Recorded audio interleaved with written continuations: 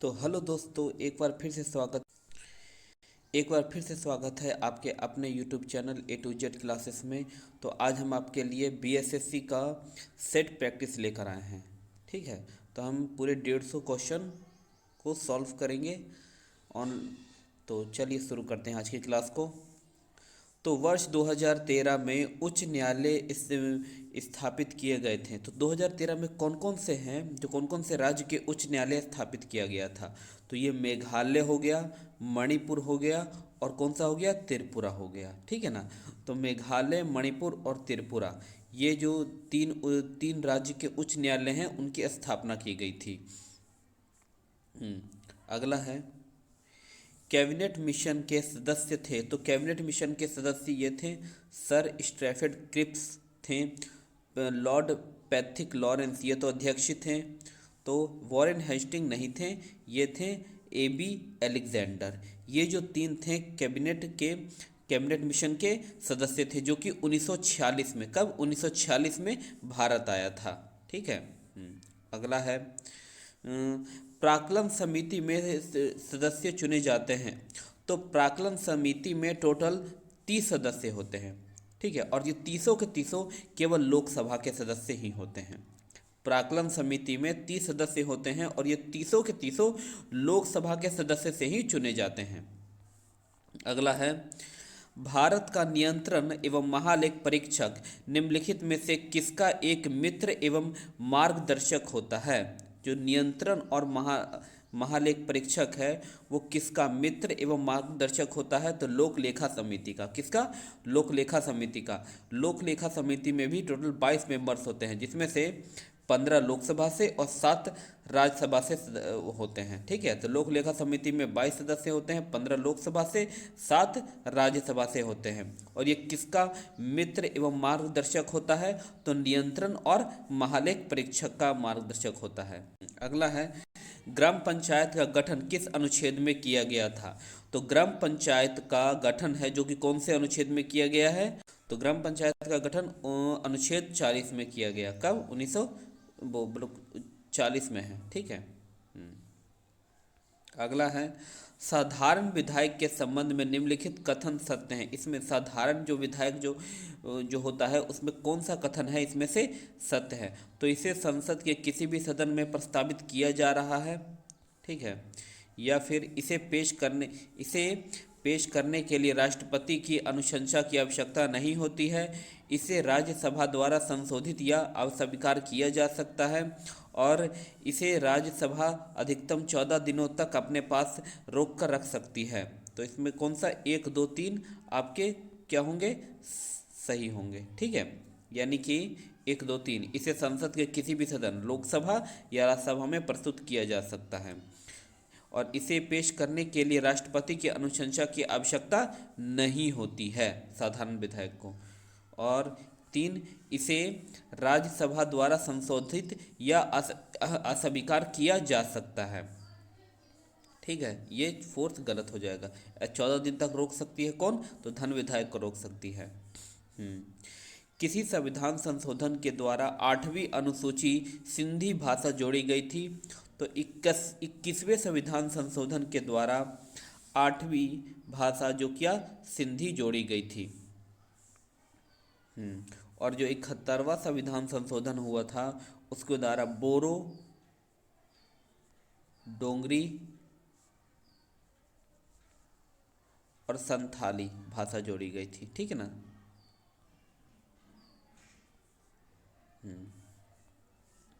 अगला है, मूल कर्तव्यों के संदर्भ में कौन सा कथन सत्य है? तो कौन सा कथन सत्य है? तो मूल्य संविधान में नागरिकों के मूल्य कर्तव्यों का उल्लेख नहीं करता था। भारतीय संविधान में मौलिक कर्तव्यों को रूस के संविधान से लिया गया है। हाँ, तो 42वां संविधान संशोधन के द्वारा 1976 में, ठीक है, मौलिक कर्तव्य को हमारे संविधान में शामिल किया गया, जो कि रूस से लिया गया था। कहाँ? रूस से लिया गया था। अगला है, भारतीय संविधान में राष्ट्रपति का निर्वाचन पद्धति का प्रावधान कहाँ से लिया गया है? तो भारतीय संविधान में राष्ट्रपति के निर्वाचन पद्धति का प्रावधान कहाँ से लिया गया है?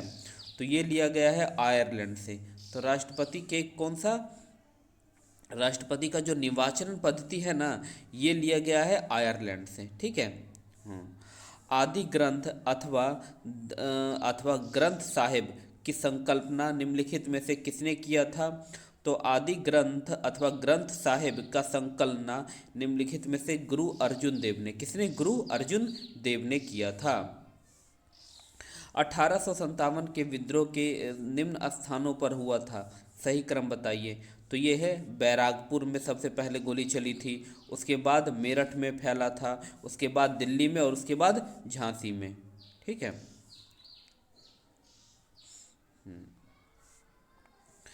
कौन सा स्रोत मौर्य के नगर प्रशासन को विस्तृत वर्णन प्रस्तुत करता है? तो यह है मेगास्थनीज की इंडिका पुस्तक है, जिसमें उसने मौर्य के वंशों को, मौर्य के बारे में बहुत अच्छे से वर्णन किया था, मौर्य साम्राज्य के बारे में। मेगास्थनीज किसके दरबार में था? तो चंद्रगुप्त द्वितीय के दरबार में। ठीक है ना, चंद्रगुप्त, ठीक है ना, चंद्रगुप्त के दरबार में, चंद्रगुप्त मौर्य के दरबार में, सॉरी, चंद्रगुप्त मौर्य के दरबार में था।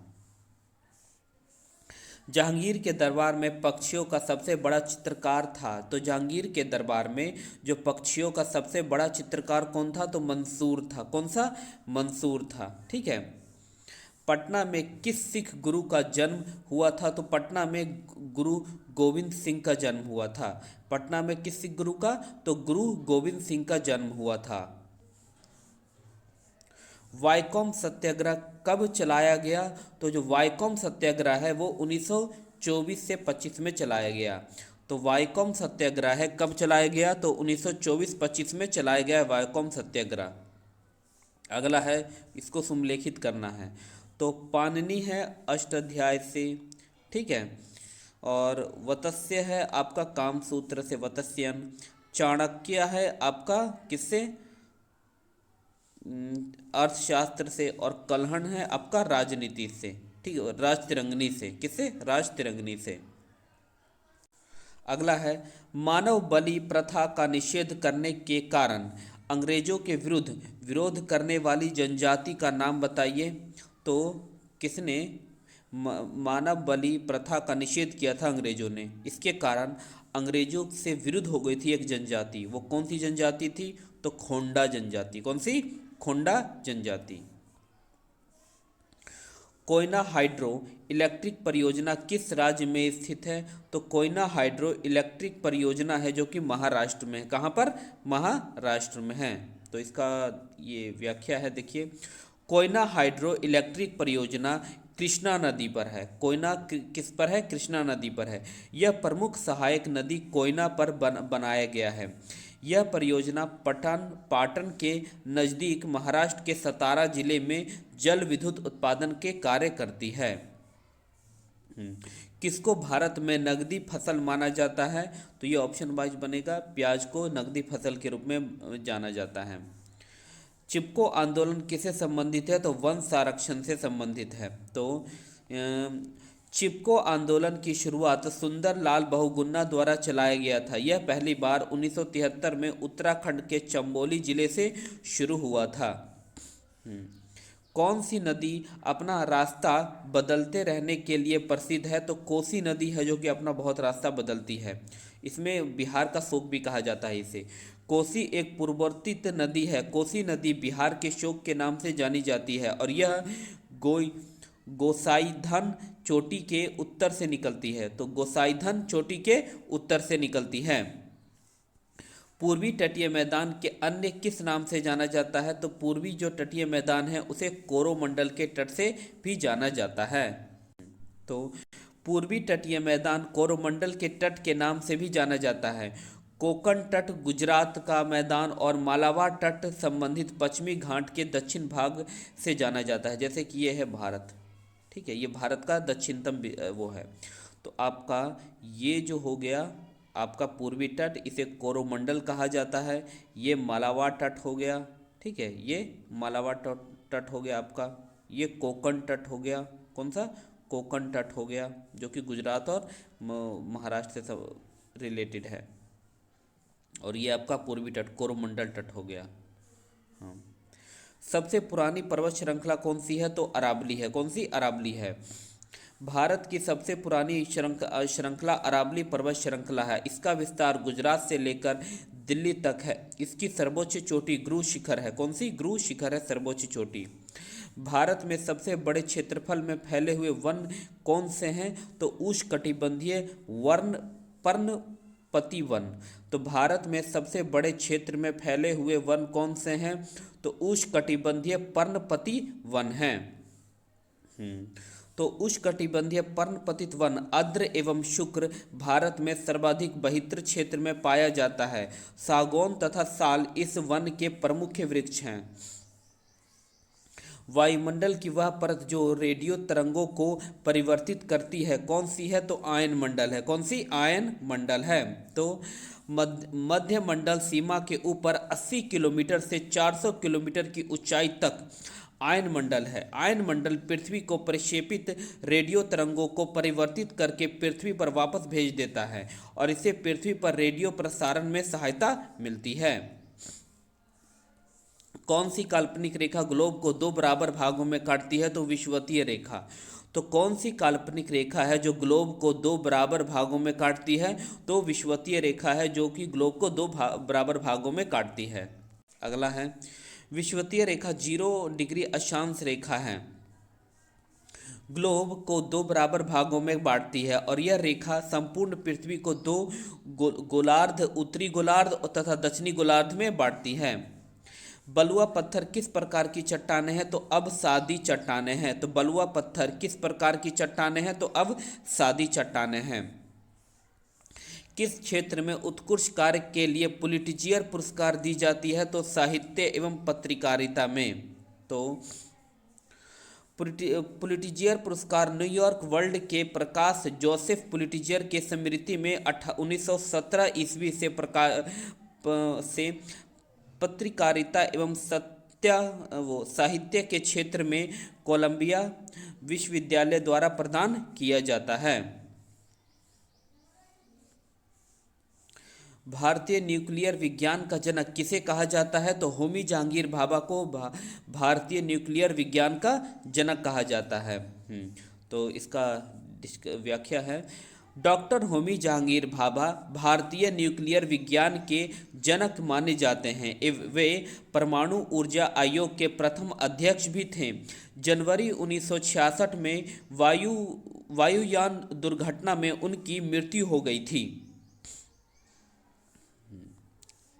बिहार राज्य किस क्षेत्रीय परिषद के अंतर्गत आता है? तो पूर्वी क्षेत्रीय परिषद के अंतर्गत आता है बिहार।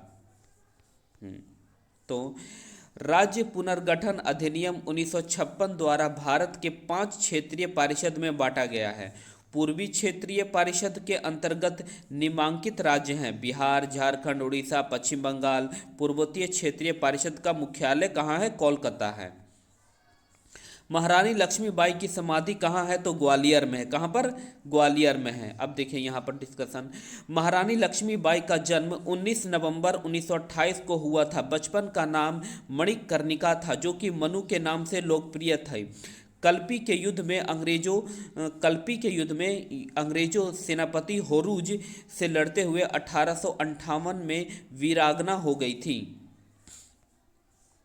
शहरों में कहाँ लिंगराज मंदिर स्थित है? तो किस शहर में? तो उज्जैन में। उज्जैन कहाँ है? उड़ीसा में। तो लिंगराज मंदिर भुवनेश्वर में स्थित है। इसका निर्माण ययाति केशरी द्वारा किया गया था। ययाति केशरी सोमवंशी राजा थे। तो ययाति केशरी कौन थे? तो सोमवंशी राजा थे। अगला है स्वतंत्रता भारत के प्रथम शिक्षा मंत्री कौन थे? तो स्वतंत्र भारत के जो प्रथम शिक्षा मंत्री थे अब्दुल कलाम आजाद थे। कौन थे? अब्दुल कलाम आजाद थे। विश्व बैंक का मुख्यालय कहाँ है? तो विश्व बैंक का जो मुख्यालय है वॉशिंगटन डीसी में है। कहाँ? वॉशिंगटन डीसी, यूएसए में। कहाँ? यूएसए में। वैश्विक जैव ईंधन गठबंधन किसके द्वारा शुरू किया गया था? तो वैश्विक जैव ईंधन जो गठबंधन है किसके द्वारा शुरू किया गया है? तो भारत, अमेरिका और ब्राज़ील तीनों के द्वारा। तो वैश्विक जैव ईंधन गठबंधन किसके द्वारा शुरू किया गया है? तो भारत, अमेरिका और ब्राज़ील के द्वारा शुरू किया गया है। तो भारत ने G20 शिखर सम्मेलन में वैश्विक जैव ईंधन गठबंधन शुरू करने की घोषणा की है। भारत, अमेरिका, ब्राज़ील वैश्विक जैव ईंधन गठबंधन विकसित करने के लिए इच्छुक देशों के साथ मिलकर काम करेंगे। BRO द्वारा दुनिया का सबसे ऊंचा लड़ाकू हवाई क्षेत्र कहाँ बनाया जाएगा? तो ये लद्दाख में बनाया जाएगा। तो BRO बॉर्डर रोड ऑर्गेनाइजेशन, ठीक है ना। तो इसके द्वारा कहाँ पर सबसे ऊंचा लड़ाकू क्षेत्र बनाया जाएगा? तो लद्दाख में। तो सीमा सड़क संगठन BRO लद्दाख के न्योमा क्षेत्र में दुनिया का सबसे ऊंचा लड़ाकू हवाई क्षेत्र निर्माण करेगा।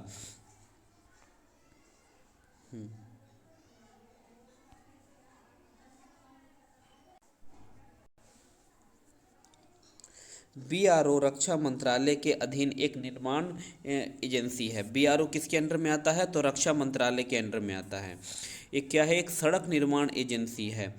इसकी स्थापना 7 मई 1960 को हुई थी और इसका मुख्यालय कहाँ है? तो नई दिल्ली में है। भारतीय वायुसेना के एयरबस के द्वारा कौन सा विमान सौंपा गया था? तो C295 को। तो भारतीय वायुसेना को एयरबस के द्वारा कौन सा विमान सौंपा गया था? तो C295 को सौंपा गया था। तो European company Airbus defendant and space ने भारत का पहला C295 technically military airlift plane सौंप दिया। Air chief marshal BR Chaudhary ने स्पेन के सेविले शहर में इस प्लेन को रिसीव किया। तो क्या? European company Airbus defendant and space ने भारत को C295 tactical military airlift plane सौंप दिया था और air chief marshal VR Chaudhary ने स्पेन के सेविले शहर में इस प्लेन को रिसीव किया। नंदनी कृषक समृद्धि योजना किस राज्य में शुरू की गई?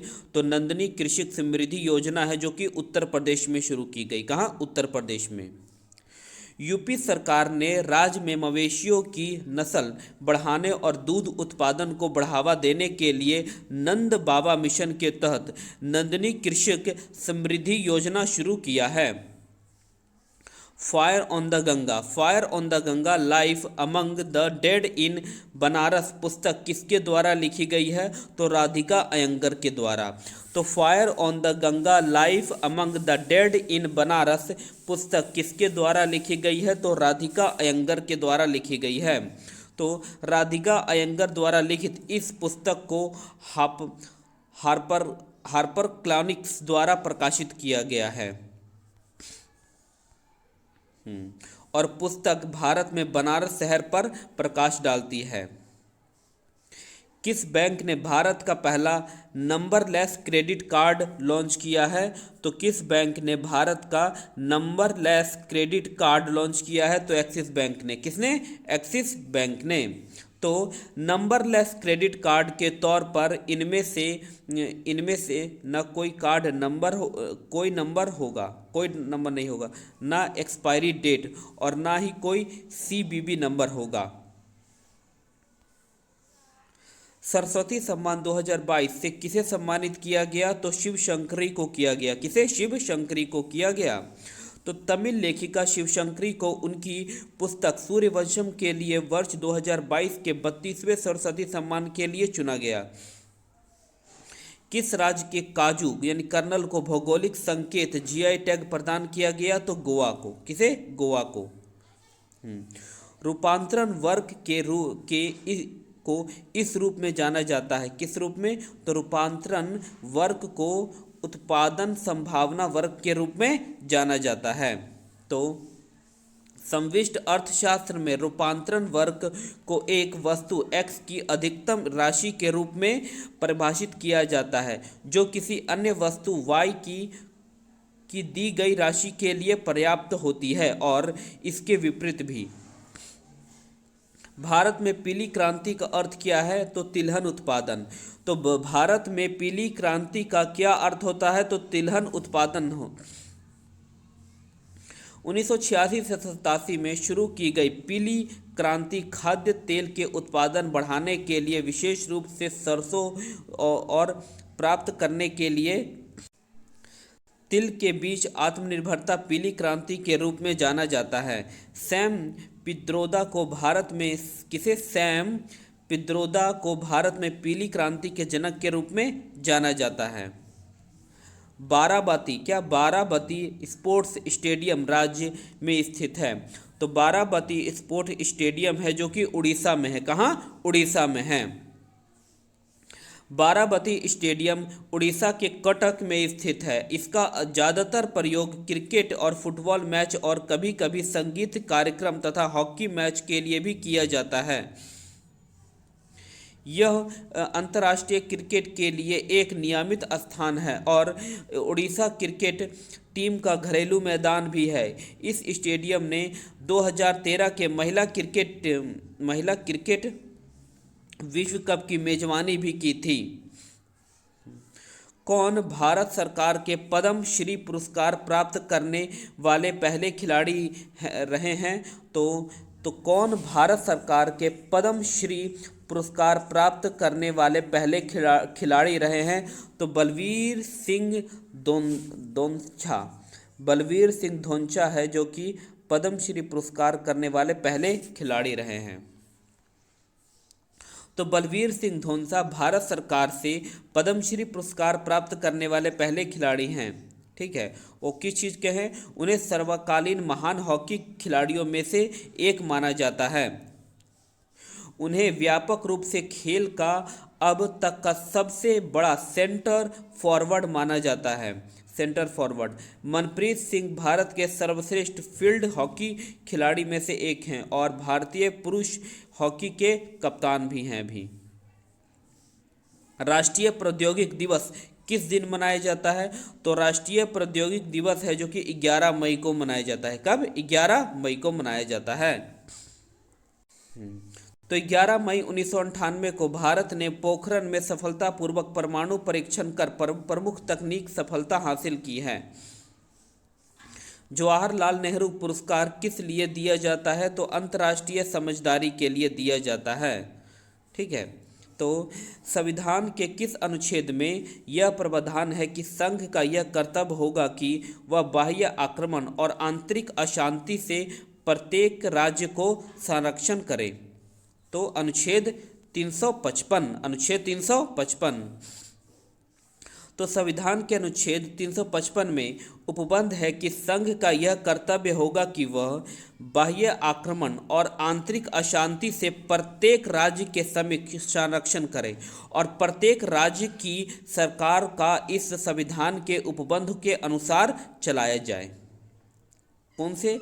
संविधान के अनुच्छेद 355 में है ये उपबंध है कि संघ को यह कर्तव्य होगा कि वह बाह्य आक्रमण और आंतरिक अशांति से प्रत्येक राज्य के संरक्षण करें। बिहार के पहले लोकायुक्त थे? तो बिहार के पहले लोकायुक्त श्रीधर वासुदेव सोहानी। तो श्रीधर वासुदेव सोहानी पहले लोकायुक्त थे।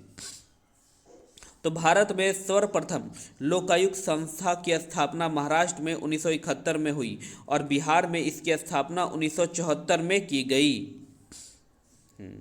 अब ये मैथ का क्वेश्चन है कि एक कक्षा में 31 छात्रों तथा औसत भार 30 है। यदि अध्यापक का भार भी सम्मिलित कर दिया जाए तो भार में 500 ग्राम की वृद्धि हो जाएगी। तो अध्यापक का भार निकालिए, तो इसको आप 31 को मल्टीप्लाई करिए 30 से। ठीक है, आपका आ जाएगा कितना? अब वही फिर आप 32 को मल्टीप्लाई कर दीजिए 30.5 से। ये दोनों को मल्टीप्लाई करने के बाद 32 इंटू 30.5 और 31 इंटू 30, जो भी आएगा इसको इसमें से घटा दीजिएगा, आपका आंसर आ जाएगा 46 kg। तो ये देखिए 31 छात्रों का कुल भार हो गया आपका 930 kg। उसके बाद एक छात्र और आ जाता है जिसका भार हो जाता है आपका 30.5 kg।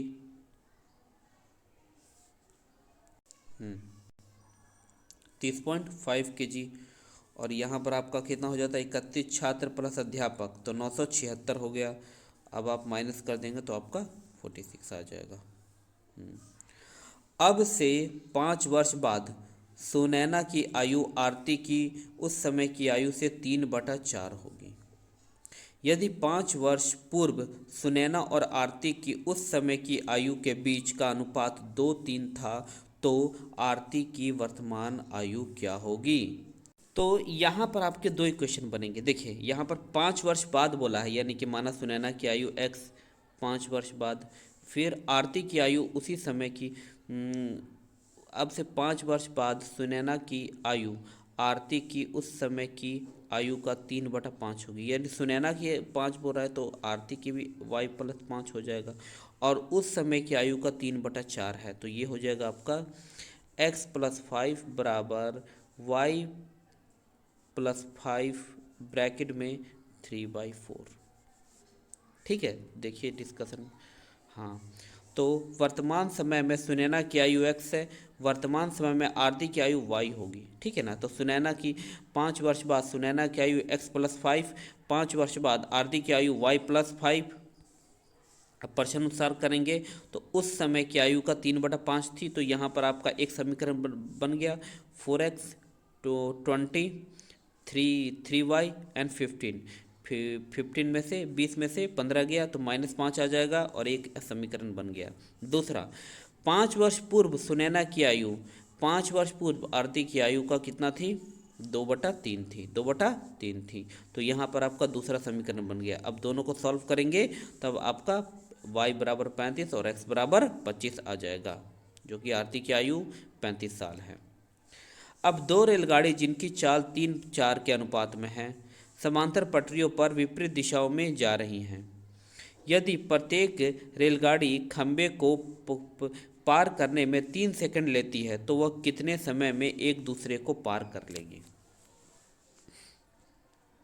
तो एक चीज़ ऐसे क्वेश्चन में जरूर ध्यान दीजिएगा, जब भी विपरीत बोलेगा, जब भी विपरीत बोले तब जो दोनों रेलगाड़ियों का जो लंबाई है वो जुट जाएगा, और चाल भी है मतलब कि तो भी क्या हो जाएगा, जुट जाएगा।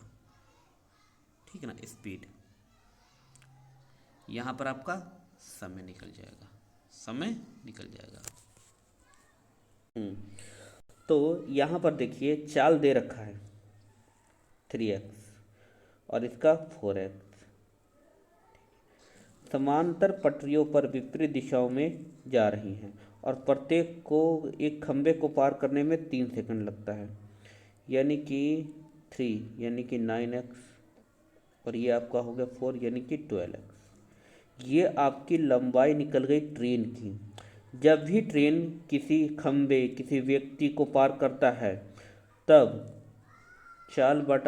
चाल इंटू में समय।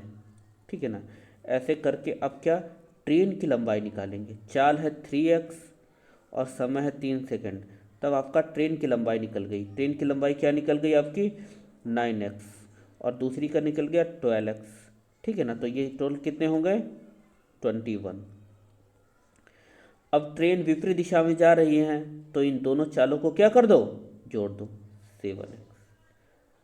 x से x खत्म, 4 7 21, यानी कि 3 सेकंड में पार कर लेगी। हाँ, तो देखो इस तरीके से यहाँ भी डिस्कशन किया गया है। माना कि गाड़ियों का क्रमशः 3 सेकंड मीटर है और 4 सेकंड मीटर है। ठीक है, इसके द्वारा 3 सेकंड में तय की गई दूरियां क्रमशः 9 मीटर तथा 12 मीटर है। अतः इन गाड़ियों की लंबाई क्रमशः 9 मीटर तथा 12 मीटर है। इन गाड़ियों को सापेक्ष चाल 3 + 4 मीटर सेकंड यानी कि 7 मीटर प्रति सेकंड हो जाएगा, और एक दूसरे को पार करने में लगा समय 3 सेकंड हो जाएगा। एक नदी के प्रवाह 2 किलोमीटर प्रति घंटा है और एक व्यक्ति को नदी के प्रवाह के विरुद्ध खेने में उसके प्रवाह के साथ खेने से दुगना समय लगता है तो व्यक्तियों को स्थिर चाल में खेने की दर क्या होगी। ये क्वेश्चन यहाँ डिस्कशन है, ये देख लीजिएगा। ठीक है, 54 नंबर। ठीक है, 54 नंबर क्वेश्चन देख लीजिएगा। अगला क्वेश्चन चलते हैं हम। x+3 की पावर x का गुणांक क्या होगा। तो ये होगा 27, क्योंकि x plus A plus B का होल क्यू का formula A cube plus B cube plus 3ab into A plus B होता है। तो यहाँ पर हम वही सिर्फ रख देंगे ए x+3।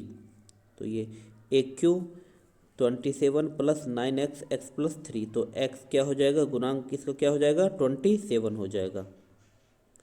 यहाँ पर देखिए, अगर a plus B plus C बराबर 0 हो तो A cube plus B cube plus C cube क्या होगा। तो ये 3ab हो।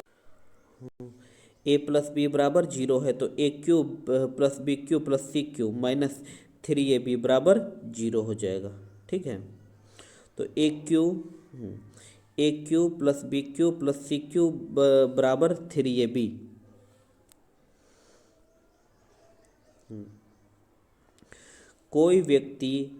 यदि कोई व्यक्ति अपनी हानि के विक्रय मूल्य पर 20% अनुमानित करता है तो उसकी हानि प्रतिशत क्या होगी। तो कोई व्यक्ति अपनी हानि का विक्रय मूल्य का प्रतिशत 20 रुपये अनुमानित करता है तो उसकी हानि प्रतिशत क्या हो जाएगी। तो हानि प्रतिशत यानी कि विक्रय मूल्य 100 रुपये है तो हानि 20 रुपये। तो अतः क्रय मूल्य क्या होगा, 20 + 100 बराबर 120। तो अगर क्रय मूल्य पर निकालें तो कितना हो जाएगा, 20/120 बराबर 50/3।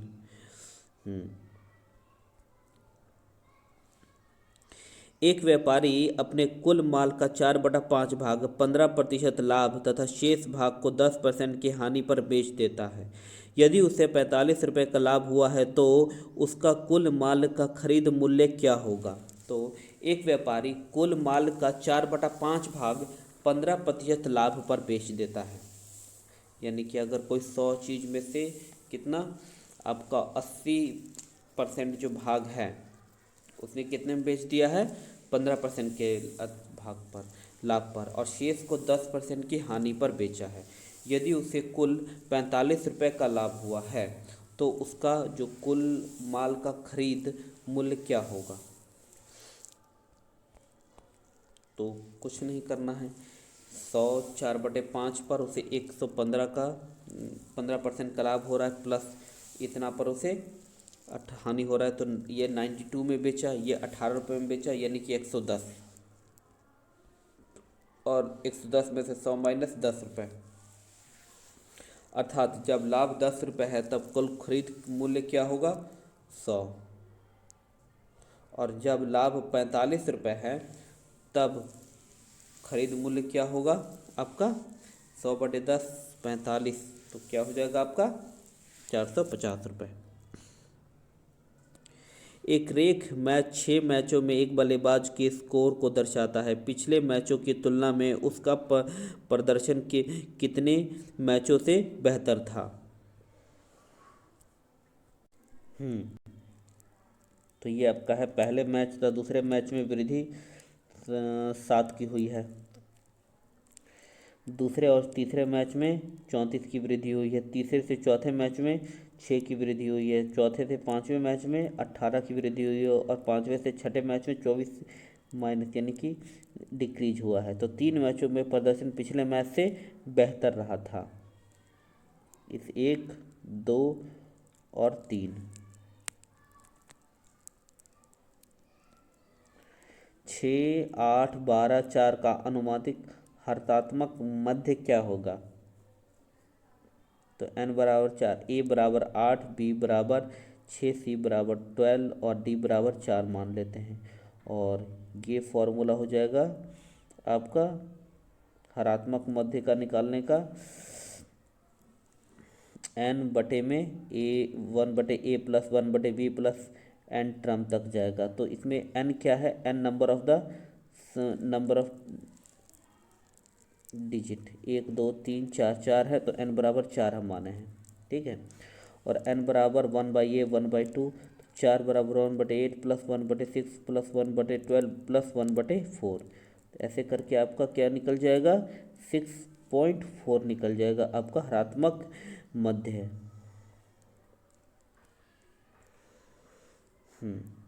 ये आपका सिंप्लीफिकेशन है, ये इजी है, आप कर लीजिएगा, ठीक है। एक व्यापारी ने 20% की हानि पर एक वस्तु बेची। यदि उसे 100 रुपये अधिक के लिए बेच दिया होता तो उसे 5% का लाभ होता। तब वस्तु का क्रय मूल्य क्या होगा? अगर उसने 100 रुपये अधिक के लिए वस्तु बेच दी होती तो 5% का लाभ होता, तो क्रय मूल्य बताना है। तो यहाँ पर उससे तो 20% का लॉस हो गया, ठीक है ना। क्या किया उसने, 20% की हानि के एक वस्तु को बेचा है, तो 20% 80% पर, और अगर उसने क्या किया होता, 105 पे बेचा होता तो उसे कितने का, 100 रुपये अधिक में बेचा होता, तो 100 रुपये अधिक में बेचा होता तो 5% का बेनिफिट होता।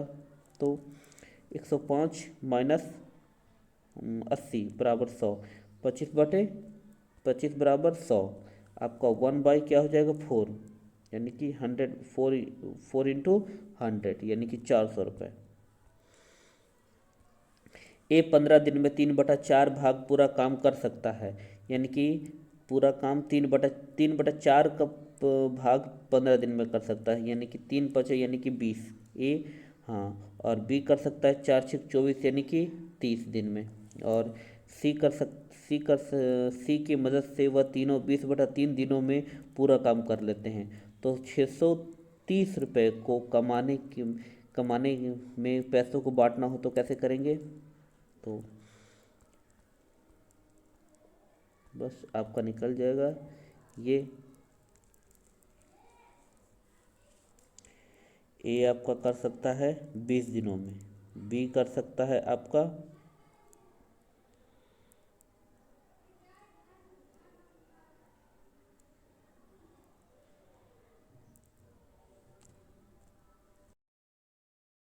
हाँ, तो हम करते हैं आज से 64। क्वेश्चन नंबर कितना है, 64। तो चलिए, ए और बी एक कार्य को 21/2 दिनों में कर सकते हैं और उनकी कार्य क्षमता 3:7 है। वे कार्य करना आरंभ करते हैं और 5 दिनों तक कार्य करते रहते हैं। शेष कार्य को 60% को करने में लिया गया समय ज्ञात कीजिए। तो वे कार्य करना आरंभ करते हैं और 5 दिनों तक कार्य करते हैं। शेष जो कार्य बच गया 5 दिन के बाद, शेष कार्य का 60% को करने में लिया गया समय ज्ञात कीजिए। थोड़ा सा टफ क्वेश्चन हो गया, जैसे कि ए और बी एक कार्य को 21/2 दिनों में कर सकते हैं और उनकी कार्य क्षमता कितनी है, 3/7 है। कितना, 3/7, यानी कुल कार्य दक्षता और दिनों की संख्या हो जाएगा। कुल कार्य दक्षता कितनी है, 3×7, 3+7 यानी 10 हो जाएगा, और 21×2 यानी कि 105 हो जाएगा। ए और बी द्वारा 5 दिनों में पूरा कार्य करने में लिया गया समय 3×3 + 7×5 यानी कितना हो जाएगा, 7, 10, 10, 50, यानी कि 105 में से 50 गया तो 55। शेष का 60%, 55 का 60% कितना हो जाएगा, 33। ए और बी द्वारा 33 कार्य करने में कितना समय लगेगा, तो इनकी कार्य क्षमता कितनी है, 7 + 10 यानी 33/10 हो जाएगा, यानी कि 3.3/10 ये आपका आंसर हो जाएगा। एक पाइप टंकी को 30 मिनट में भर सकते हैं। 2 ऋषभ के द्वारा ए और बी के कारण भरी हुई टंकी को क्रमशः 1.5 घंटे तथा 1.4 घंटे में खाली हो जाएगी। तो यह पाइप ए और बी को खुला छोड़ दिया जाए तो टंकी को भरने में कितना समय लगेगा? तो बस यहाँ पर हम एलसीएम ले लेंगे। पहला तो 30 मिनट भरने में समय लगता है, 90 मिनट से एक जो टंकी खाली कर देती है, और 75 मिनट एक और दूसरी टंकी है, इन तीनों का हम एलसीएम ले लेंगे तो 450 आएगा। इसकी कार्य क्षमता 1 मिनट में कितनी है? 15। एक बार में 15 भरता है, ये 5 खाली करता है, ये 6 खाली करता है, यानी कि 11 माइनस 15 यानी कि 4 बच गया। ठीक है, अब 4, हाँ, तो 450/4, 450/4, ये तो मिनट में हो गया क्योंकि हमने मिनट में चेंज कर दिया था। अब इसे घंटे में चेंज करने के लिए हम क्या करेंगे? 60 से मल्टीप्लाई कर देंगे। ये सी खत्म, 45 एंड 24। ठीक है, 15 तिया 45 एंड 8 तिया 24, यानी कि क्या हो जाएगा? 8 7 1 सही 7 बता 8 घंटा लगेगा। 45,000 रुपये की धनराशि 4/5 अनुपात में विभाजित करके छोटी व बड़ी धनराशि क्रमशः 10% और 20% ब्याज पर प्रभारित करती है। 3 वर्ष की चक्रवर्ती ब्याज कितना होगा?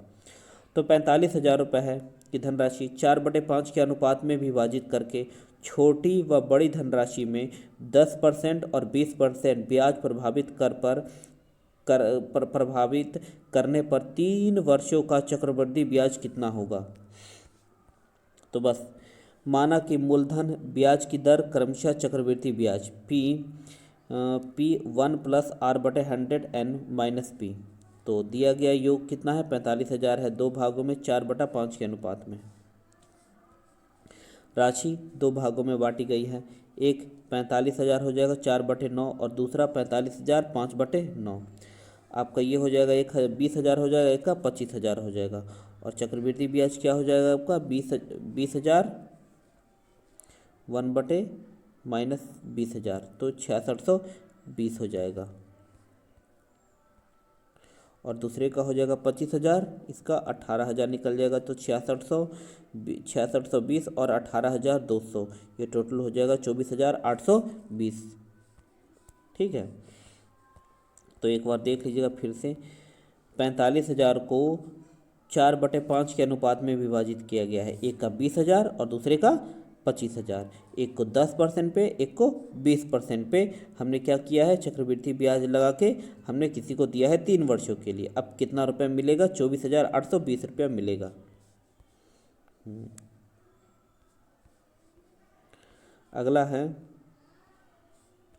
एक टीवी सेट को 10% लाभ पर बेचा जाता है।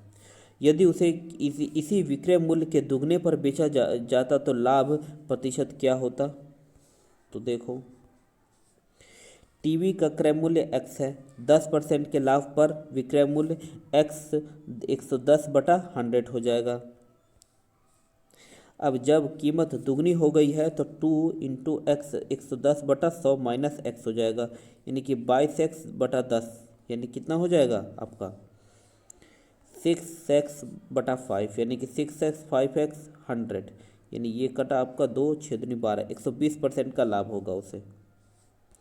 52 पत्तियों की एक गड्डी में से एक पत्ता अनियमित रूप से निकाला जाता है और पत्ते के हुक्म का इक्का होने की प्रायिकता क्या होगी? तो हुक्म का इक्का होने की प्रायिकता होगी आपका 4/13, क्योंकि हुक्म का इक्का 4 होता है 52 पत्ते में, और 4/13 प्रायिकता हो जाएगी।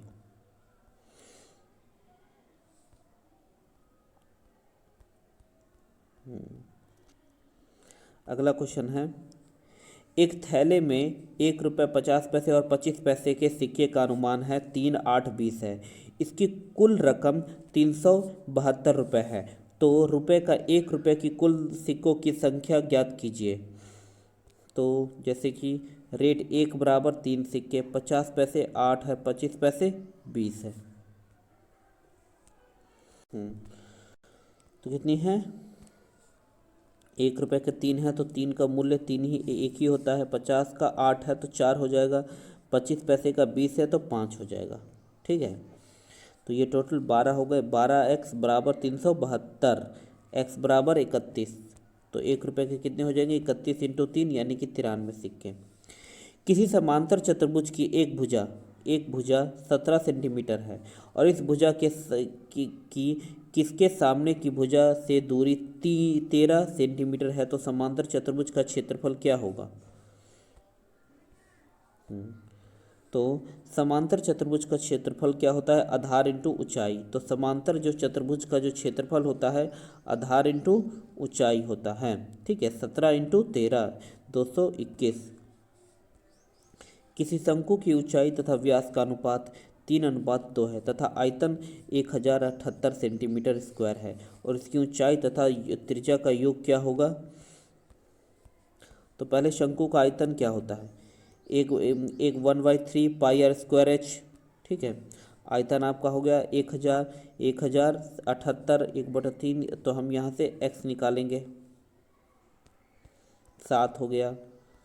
ऊंचाई और त्रिज्या 3x + 1x 4x बराबर 28 हो जाएगा। किसी समचतुर्भुज के दोनों विकर्णों की लंबाई क्रमशः 150 सेंटीमीटर और 80 सेंटीमीटर है, इनका परिमाप ज्ञात कीजिए। तो D1 और D2 क्या हो जाएगा आपका? D1 और D2 बराबर AB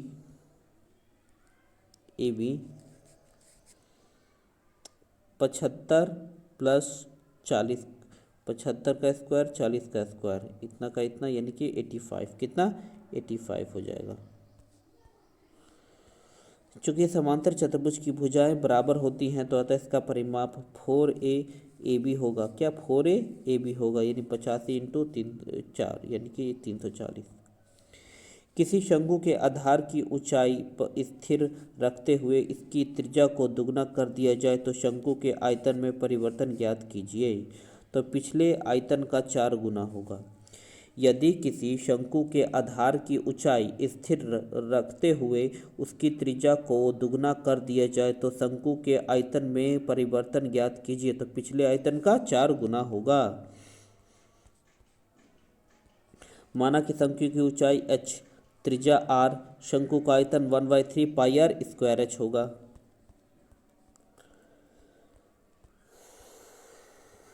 शंकु की ऊंचाई h, त्रिज्या 2r। ठीक है, शंकु का आयतन क्या होता है? 1/3 पाई आर स्क्वायर एच। तो 4 गुना हो जाएगा। हाँ, ये सिंप्लीफिकेशन है तो आप सॉल्व कर लीजिएगा। पहले ऑफ सॉल्व होगा उसके बाद आगे। अगला है दो वृत्तों की त्रिज्या 13 सेंटीमीटर और 5 सेंटीमीटर है और उनके स्पष्ट जो रेखा की लंबाई है 6 सेंटीमीटर है। तो दोनों वृत्तों को केंद्रों के बीच की दूरी ज्ञात कीजिए। तो ये आपका हो गया एक वृत्त, ये दूसरा वृत्त, दोनों केंद्रों के बीच की दूरी ज्ञात कीजिए। तो दूरी ज्ञात करने के लिए हम क्या करते हैं? डी वाला फॉर्मूला, AB का स्क्वायर प्लस में R1 minus R2, D square बराबर AB square plus R1 minus R2। ये AB ये हो जाएगा। ठीक है, 6 स्क्वायर प्लस में 13 माइनस 5 10 सेंटीमीटर। अगला क्वेश्चन है, कौन जलीय पादप जल से ऑक्सीजन खींच लेता है जिसका परिणाम स्वरूप मछलियां मर जाती हैं? तो कौन सा जो जलीय पादप जल से ऑक्सीजन खींच लेती है जिसके परिणाम स्वरूप मछलियां मर जाती हैं? तो वाटर हाइसंथी। वाटर हाइसंथी जो है एक जलीय पादप है जो कि जल से ऑक्सीजन को खींच लेता है। ठीक है, जलकुंभी है। वाटर हाइस्थी यानी कि जलकुंभी को जलाशयों के महाविपत्ति अथवा बंगाल का आतंक के नाम से भी जाना जाता है। यह एक जलीय पादप है जो कि ठहरे जल में सर्वाधिक वृद्धि करने वाला खरपतवार है। यह जल से ऑक्सीजन खींच लेती है जिसका परिणाम स्वरूप मछलियां मर जाती हैं। और इस पादप का भारतवर्ष में आगमन मात्र इसमें सुंदर आकार के पुष्प तथा पत्तियों के कारण हुआ था। यह कार्य कायिकी प्रावधान बहुत तेजी से कर सकता है जिसके कारण काफ़ी अल्प समय में ही संपूर्ण जलाशय में फैल जाता है और अपने आप से जलाशय को ढक देता है। इससे छुटकारा पाना बहुत ही कठिन होता है।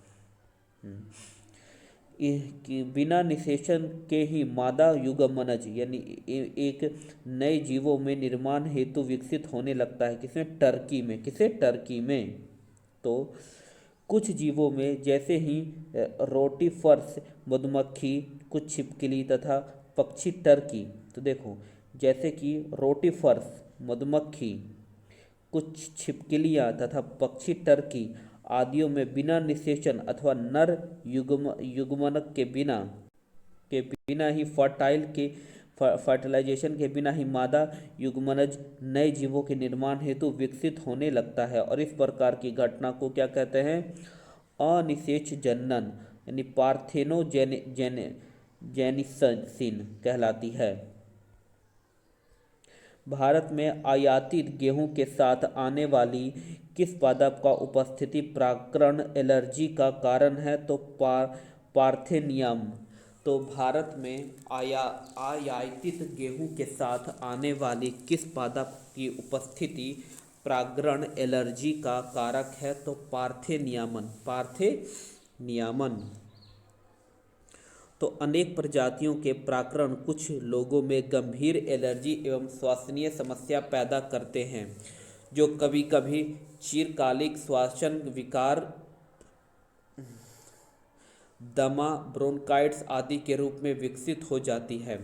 भारत में आयाती गेहूं के साथ आने वाली गाजर घास पार्थेनियमन की उपस्थिति सर्वव्यापक हो गई है, जो कि परागकण एलर्जी का कारक है। कॉर्पस ल्यूटियम भारी मात्रा में किस हार्मोन का स्रावित करता है, जो गर्भाशय के अंतःस्तर को बनाए रखने के लिए आवश्यक है? तो कॉर्पस ल्यूटियम भारी मात्रा में किस हार्मोन का स्रावित करता है, जो कि गर्भाशय अंतःस्तर को बनाए रखने के लिए आवश्यक है? तो यह है आपका प्रोजेस्टेरॉन। क्या? प्रोजेस्टेरॉन।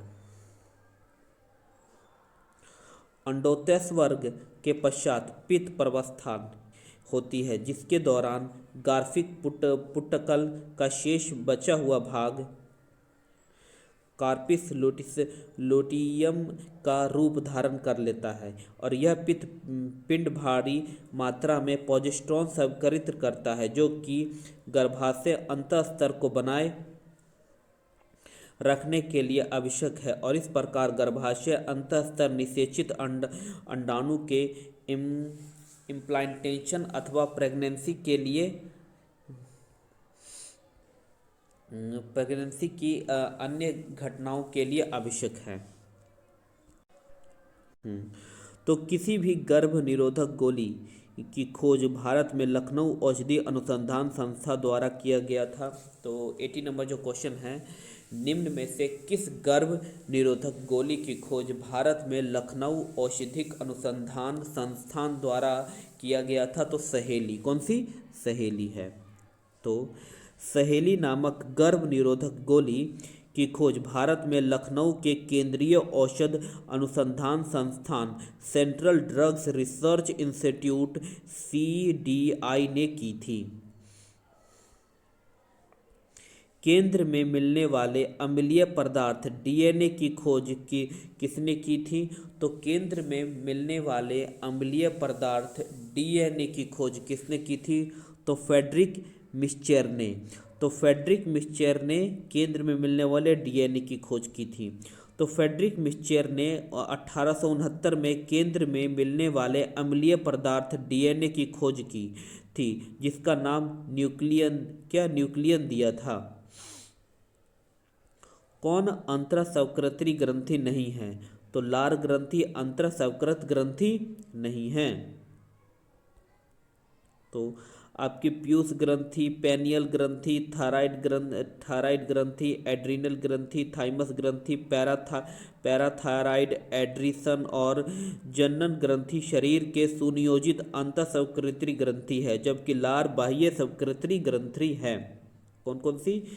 पीयूष ग्रंथि, ठीक है ना, पेनियल ग्रंथि, थायराइड ग्रंथि, एड्रिनल ग्रंथि, थाइमस ग्रंथि, पैराथायराइड ग्रंथि, एंड्रीसन ग्रंथि और जनन ग्रंथियां शरीर के सुनियोजित अंतःस्रावी ग्रंथि है, जबकि लार ग्रंथि बाह्य ग्रंथि है। किस हार्मोन के स्राव से हाइपरग्लाइसीमिया अति ग्लूकोज रक्तता उत्पन्न होता है? तो ये क्या है? ग्लूकागॉन है, जिसके कारण हाइपरग्लाइसीमिया होता है। तो अग्नाशय एक संयुक्त ग्रंथि है जो कि अंतःस्रावी और बाह्य स्रावी दोनों के रूप में कार्य करती है। अंतःस्रावी ग्रंथि लैंगर-हैंसो द्वीपों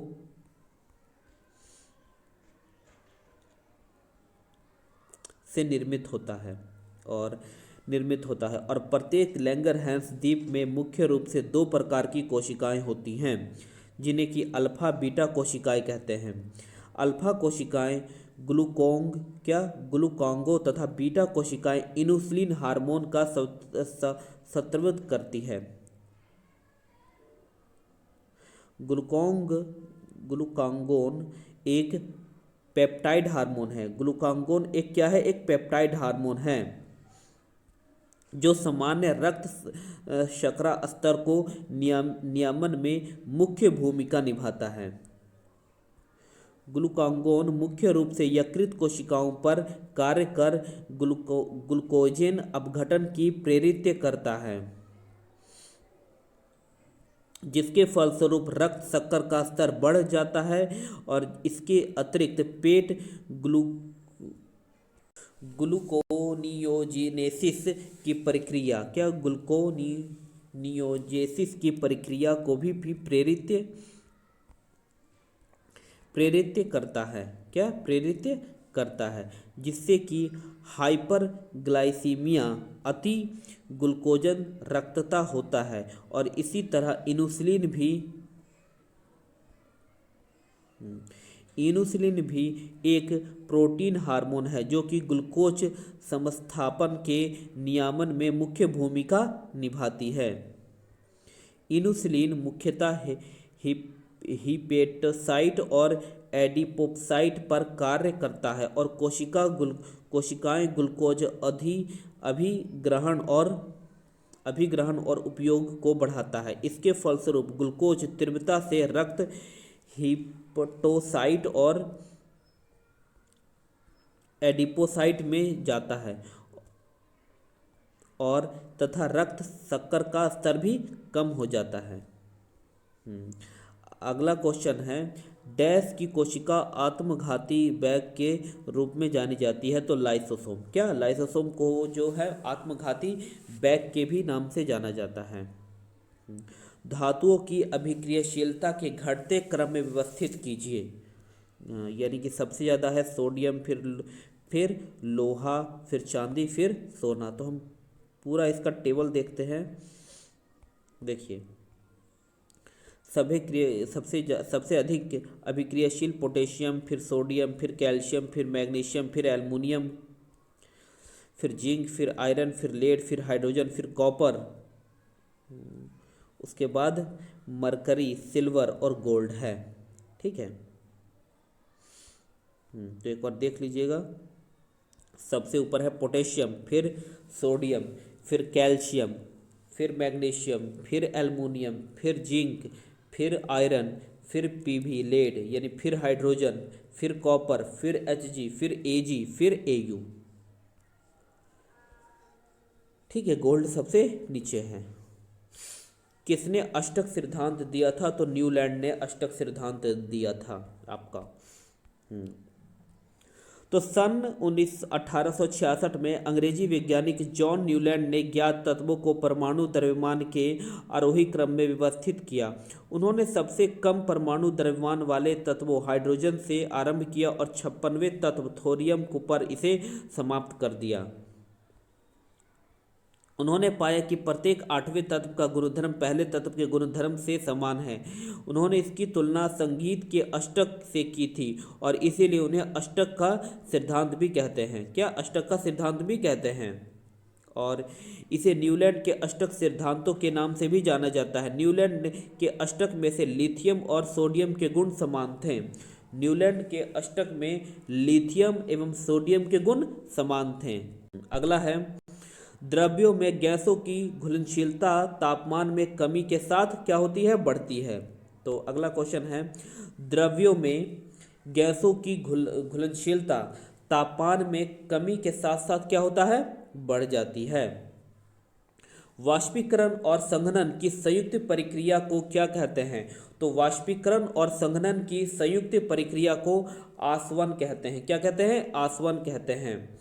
कौन सा कथन सत्य नहीं है? तो उपचयन पदार्थ में ऑक्सीजन का हर्ष होता है, तो ये गलत हो जाएगा। बाकी जो है, अपचयन पदार्थ में हाइड्रोजन की वृद्धि होती है, तो ये सही है। ऑक्सीडेशन में हाइड्रोजन का हर्ष होता है, तो ये सही है। रिडक्शन, अपचयन में पदार्थों में ऑक्सीजन का हर्ष होता है, तो ये सही है। नाइटर यानी कि साल्ट पीटर का रासायनिक सूत्र क्या है? तो KHNO3। KHNO3 ग्रीक मूल के शब्द इलेक्ट्रॉन का अर्थ क्या होता है? तो अंबर होता है। तो इलेक्ट्रॉन का अर्थ क्या होता है ग्रीक मूल शब्द में? अंबर। क्या? अंबर। लौंग के तेल में निम्नलिखित में से कौन सा एक प्रमुख घटक है? तो यूजेनॉल है। तो लौंग के तेल के निम्नलिखित में से कौन सा एक जो प्रमुख घटक है? यूजेनॉल है। तो व्याख्या है, लौंग का तेल यानी क्लोव ऑयल लगभग 87% भाग यूजेनॉल से बना होता है, जो कि एक सुगंधित तेलीय कार्बनिक यौगिक है। यह जायफल, दालचीनी, तुलसी, तेजपत्ता में भी पाया जाता है और इसका उपयोग वासक, इत्र आदि के उत्पादन में होता है। किस नियम को मैक्सवेल के कॉर्कस्क्रू नियम भी कहा जाता है? तो किस नियम को मैक्सवेल का कॉर्कस्क्रू नियम भी कहा जाता है? तो दक्षिण हस्त अंगूठा नियम को। तो दक्षिण हस्त अंगूठे नियम को कॉर्कस्क्रू नियम भी कहा जाता है। तो दक्षिण हाथ में विद्युत धारावाही चालक को इस प्रकार पकड़ा जाता है कि अंगूठा विद्युत धाराओं की दिशा की ओर संकेतित करता है। तो अंगुलियां चालक के चारों ओर चुंबकीय क्षेत्र रेखाओं के दिशा में लिपटती होंगी और इसे ही दक्षिण हस्त अंगूठा नियम कहते हैं और इसे मैक्सवेल का कॉर्कस्क्रू नियम भी कहते हैं। यदि हम इस पर विचार करें कि हम किसी कॉर्कस्क्रू के विद्युत धारा को दिशा में आगे बढ़ें, तो कॉर्कस्क्रू की घूर्णन की दिशा चुंबकीय क्षेत्र की दिशा होती है। अपवर्तन प्रकाश के एक माध्यम से दूसरे में प्रवेश करने पर क्या होता है? तो प्रकाश की चाल में परिवर्तन होता है। केपलर के किस नियम से आवर्तकाल का नियम कहा जाता है? तो केपलर के तीसरे नियम से। तो केपलर के किस नियम से आवर्तकाल का नियम कहा जाता है? तो केपलर के तीसरे नियम से। तो जॉनसन केपलर ने अनेक खगोल शास्त्रियों के आंकड़ों के आधार पर 3 नियम व्युत्पन्न किए हैं। इन्हें केपलर का नियम कहते हैं। पहला है, प्रत्येक ग्रह की कक्षा में दीर्घवृत्त होती है और सूर्य और दीर्घवृत्त के एक फोकस पर होता है। इसे कक्षाओं का नियम भी कहा जाता है। दूसरा, सूर्य तथा ग्रह के मिलने वाली रेखा समान समय में समान क्षेत्रफल तय करती है और इसे क्षेत्रफल के नियम से भी जाना जाता है। सूर्य से किसी ग्रह के औसत दूरी r का धन उस ग्रह के सूर्य के परिक्रमण काल t के वर्ग के समानुपाती होता है। जितने ऊर्जा स्रोत हम उपयोग में लाते हैं उनमें से अधिकांश ऊर्जा स्रोत का निरूपित करते हैं। निम्नलिखित में से कौन सा ऊर्जा स्रोत अत्यंत सौर ऊर्जा से व्युत्पन्न नहीं है? तो नाभिकीय ऊर्जा। कौन सा? नाभिकीय ऊर्जा। कौन सा पदार्थ बिना ज्वाला के जलता है? तो कोयला। कौन सा जो पदार्थ है बिना ज्वाला के जलता है? तो कोयला। तो जो कोयला है एक ऐसा पदार्थ है कि ज्वाला के साथ नहीं जलता है बल्कि धीरे धीरे दहन के साथ जलता है। कोयला जिस प्रक्रिया में जलता है उसे सुलगन कहते हैं। और कोयला धीरे धीरे सुलगता है। कोयले में ज्वाला उत्पन्न नहीं होती है बल्कि सिर्फ ऊष्मा उत्पन्न होती है, लेकिन ऊष्मा की तीव्रता भी ज्वाला जितनी ही होती है। किस दशा में कार्य नहीं होता है? एक गधा अपने पीठ पर ईंट लादकर चल रहा है तो उस दिशा में कार्य नहीं होता है।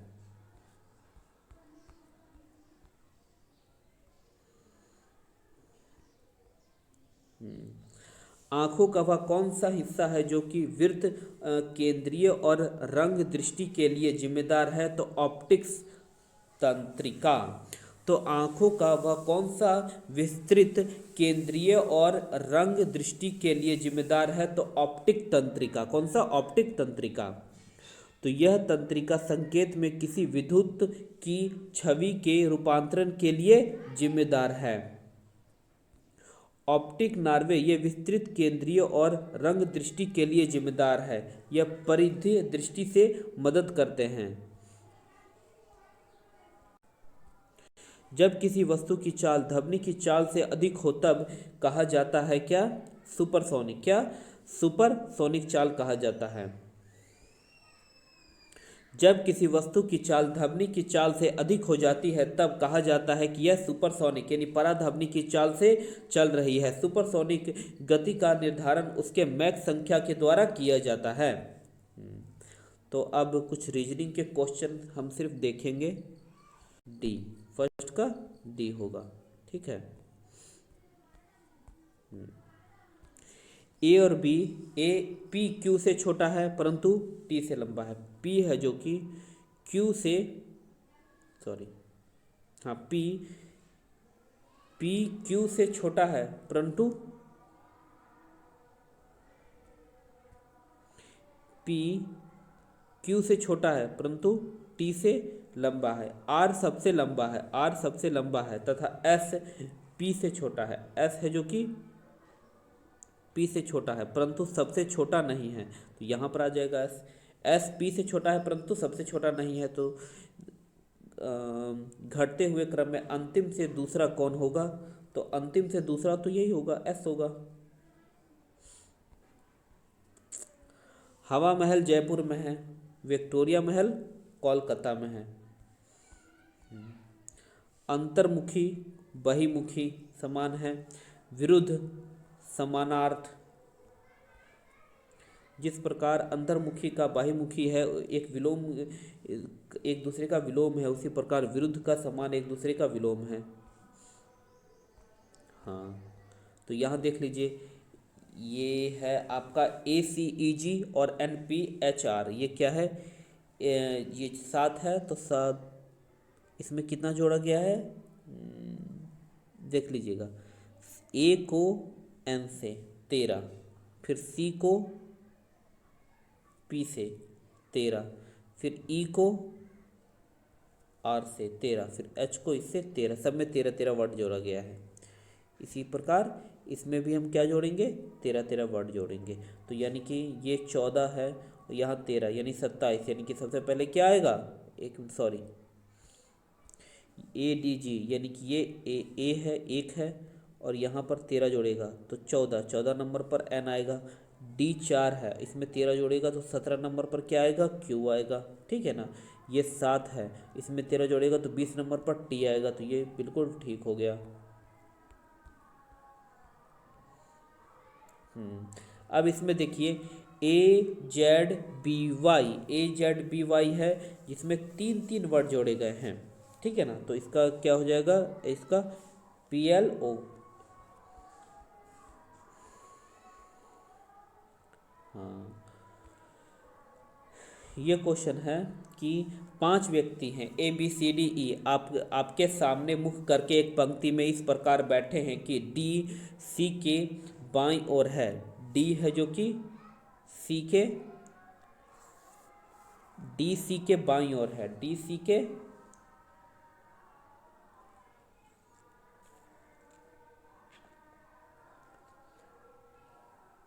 डी सी के क्या है, बाईं ओर है। ठीक है, कि आपके सामने मुख करके बैठे हुए हैं। तो ये देख लीजिए, ये है आपका आंसर। ठीक है, रीजनिंग वाला हम देख लेते हैं बस।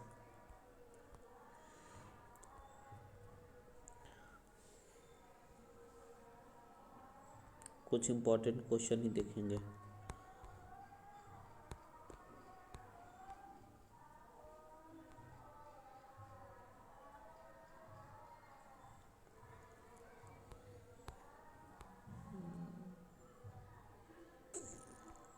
तो रीजनिंग तो आप जितना सॉल्व करिएगा तो वही उतना ही, इसमें प्रैक्टिस ज़्यादा खोजता है।